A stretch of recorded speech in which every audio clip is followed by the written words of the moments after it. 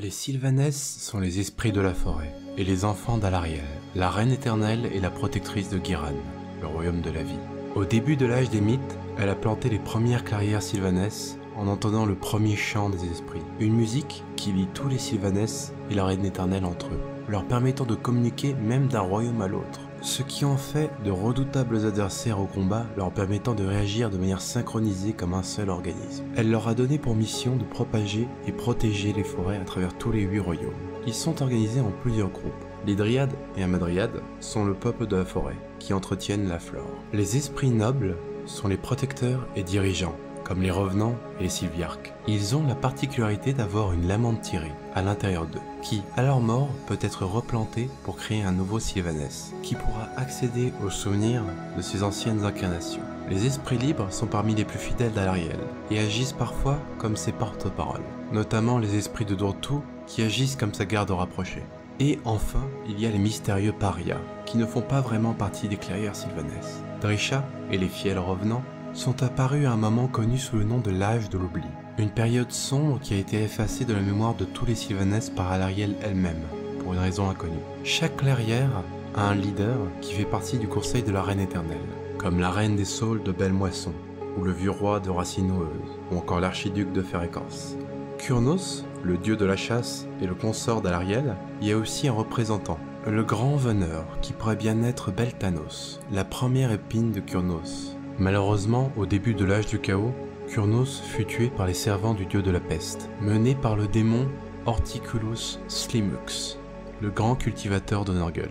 Sa perte a grandement affecté Alarielle, qui se retira à la cité cachée d'Atelweird, d'où elle a organisé une guérilla pendant des siècles durant tout l'âge du chaos. Au début de l'âge de Sigmar, les éternels de l'Host des Chevaliers Saints, menés par Gardus, âme d'acier, ont été envoyés par Sigmar pour aider la Dame des Feuilles.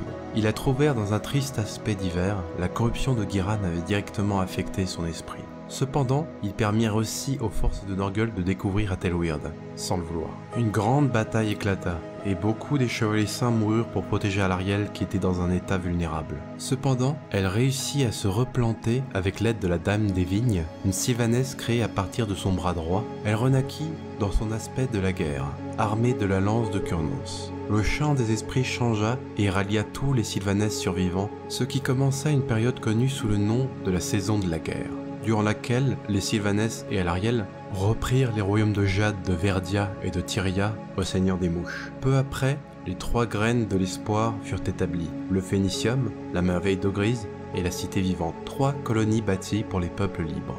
Par la suite, le nécroséisme eut lieu et a affecté les Sylvanesses d'une façon très particulière. Le champ d'Alarielle fut coupé pour tous ceux qui étaient au-delà de Ghyran. Ils se sont retrouvés désorganisés face à un silence qu'ils n'avaient jamais connu. Pour pallier à cela, les archi-revenants ont été créés, porteurs d'une partie du pouvoir d'Alarielle en eux, qui agissait comme relais à son chant.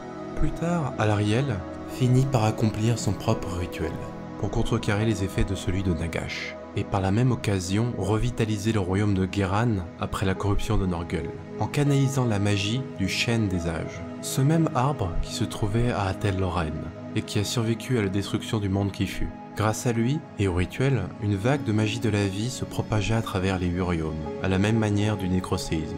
Mais cela a aussi indirectement aidé l'éveil de Kragnos, le dieu des séismes et la fin des empires. Mais aussi des graines du chêne tombèrent et donnèrent naissance aux chante-guerres, qui, dès qu'ils sont nés, entonnèrent une mélodie qui s'est harmonisée avec celle d'Alarielle, et furent envoyés voyager à travers les royaumes pour y propager le genre des esprits et les purifier. Un des événements les plus récents est la reprise de la porte de la Genèse, la porte du royaume de la vie vers l'Omnipoint, grâce à une alliance entre Alarielle et Morathi. Et aussi, en mention honorable, les Sylvanesses ne semblent pas toujours être faits de flore. La chasse sauvage de Skaes semble être une bande d'elfes bêtes possédant des lamentiries dans leur ventre. Mais qu'ils soient faits de faune ou de flore, les Sylvanesses sont à l'image de leur créatrice, les gardiens de la nature.